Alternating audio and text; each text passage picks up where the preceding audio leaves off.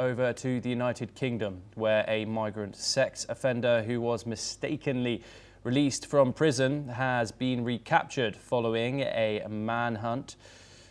Habush Kibatu was freed from HMP Chelmsford despite being sentenced to 12 months for sexually assaulting a woman and a 14-year-old girl in Epping. Kibatu was found in the Finsbury Park area after a public appeal led to his location.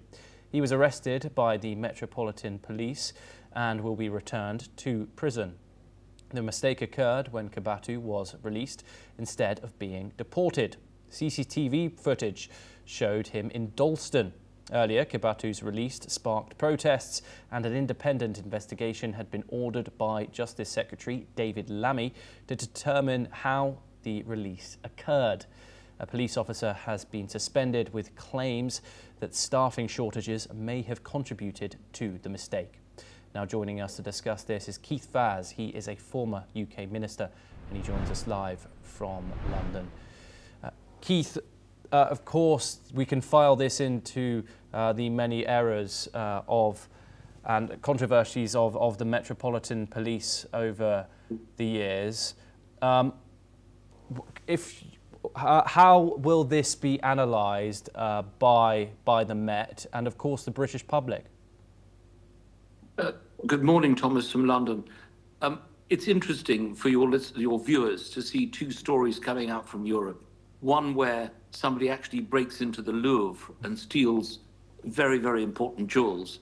And another story where, by mistake, somebody who ought to be deported is allowed to go free with his little bag to go where? To Finsbury Park. It is a huge embarrassment, but it's more than that. It shows that when government officials and ministers talk about the importance of immigration and border control, where the government is saying, and the previous government, we cannot stop the boats coming over. Even when people are in this country and they've been convicted and they should be deported, they are basically let out to wander the streets of London. So I'm not surprised that David Lammy has caused for an independent investigation, because he obviously doesn't believe that his own officials will be able to give him the truth, the whole truth, and nothing but the truth. I was the former Justice Minister, not responsible for prisons, but the legal aid system. And the prison service was in a mess then because prison officers were not paid enough, the administration was not properly carried out. There are lots of people there who really ought to be released, for people with who've got convictions from white-collar crime and are not a danger to the public. And here is someone who should be sent out of the country, who's allowed to enjoy a travel-free, travel unencumbered progress to Finsbury Park, which is quite a way away from where he was held in custody in Chelmsford. So this is a very serious matter, not just about this particular individual, but about the way in which the system has dealt with these problems. This is someone we know about. Goodness knows how many other mistakes have been made. So this is serious. There is no, like with the French case, there is no immediate victim. The victim is the person who was the victim of his crime. And she or he must be very, very upset about the fact that this person is walking the streets of London. So these are serious matters, and it is good that it's been taken seriously, but it makes a mockery of an immigration system that says, we will know where everybody is. It comes in a week when we understand that the sole migrant who'd come over on a boat who was returned to France as part of the one in and one out system actually arrived back in the UK. And Keith, this police officer has been suspended with claims that staffing shortages may have contributed to this mistake. Is there anything else which may occur following this incident? Well, that's the normal way in which government reacts when something goes wrong. They need to find a scalp, so they have to suspend someone. But I don't think an individual police officer can make a decision of this kind before it gets to my understanding as being in this department a few years ago, and obviously knowing a little bit about being a lawyer myself, and having visited prisons to visit people who are in custody, who want to come out, the fact is that it is a long process before you get to the officer at the desk saying, you can go.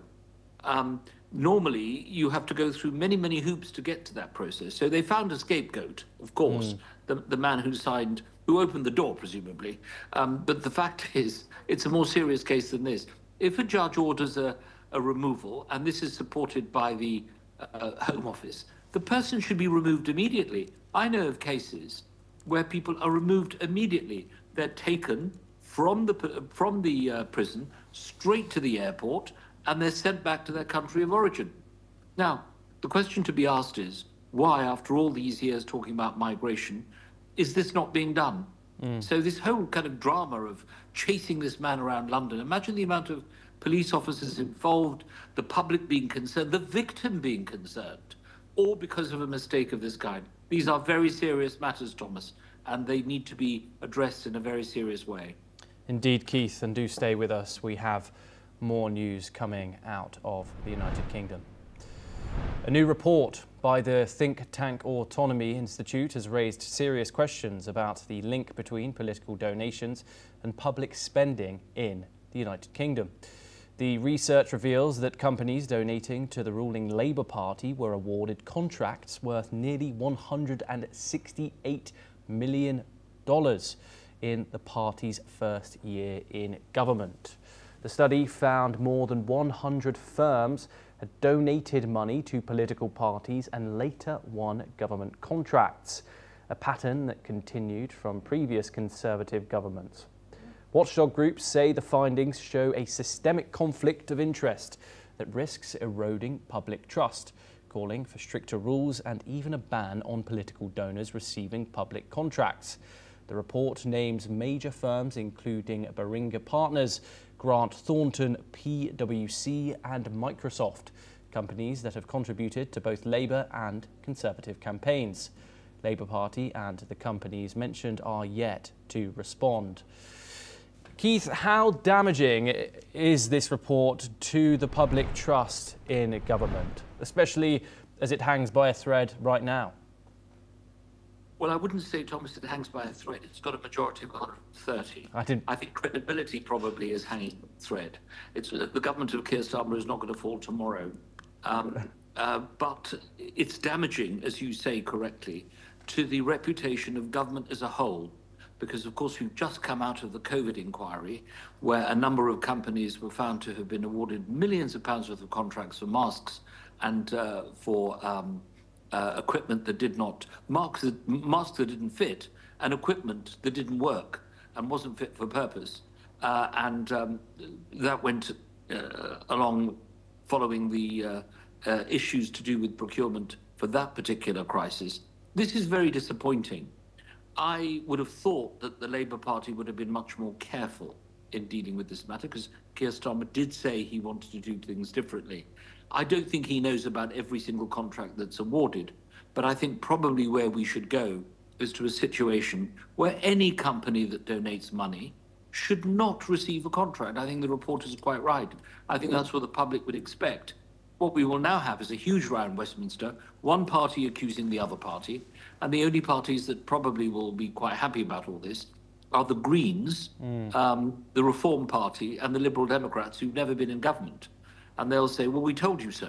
So I think this is important to read this report. I haven't read it, by the way, and to perhaps make those clear statements. Do not give contracts to anyone who has donated, and that will stop it immediately. Yeah, and both major parties, of course, the Conservatives and Labour, they heavily rely on private donations. Is this simply the inevitable result of underfunding political parties through public means? Well, I personally don't believe that there should be donations from companies, even though we think the American system is better because there's a very, very small donation list, and you can have these PACs that are formed by congressmen and senators. Actually, it's probably worse than the system we have here. These big companies will all want to woo governments because that's where the money is in the end, because the taxpayer is always there. The stock market may crash, but one person you can rely on is the taxpayer who forks out their hard-earned money to the government, and that money is used in this way. So from that point of view, I think it's very clear that we do need a new change of rules. We don't want to see anyone who has donated any money receiving any contracts. Access should not be given. Contracts should be awarded on the basis of merit and value for money. That's the only way. I know of many people who have written to government and said, here is a company, they can do this work for you cheaper. That's perfectly fine. But it must be a case where the government, civil servants, and an independent regulator checks this very carefully. And it's got to go that way, because there's no other way we're going to be satisfied. Keith Vaz, brilliantly insightful as always. Thank you very much for joining us. Thank you.